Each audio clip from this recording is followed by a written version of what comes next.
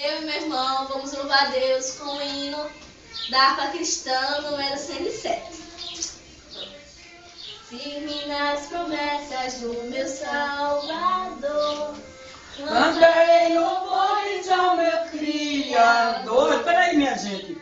Vamos cantar as 3 vozes? Vamos. Eu canto contralto, ela canta soprano e você canta tenor. Tá certo? Tenor, você canta assim, olha. Firme nas promessas são. Aí você faz firme. E eu, firme nas. Já tá a terceira voz, vai lá. Firme nas promessas do meu Salvador. Cantarei louvores ao meu Criador. Não, errei. Não. É firme nas promessas, bora lá. Firme nas promessas do meu Salvador. Cantarei louvores ao meu Criador.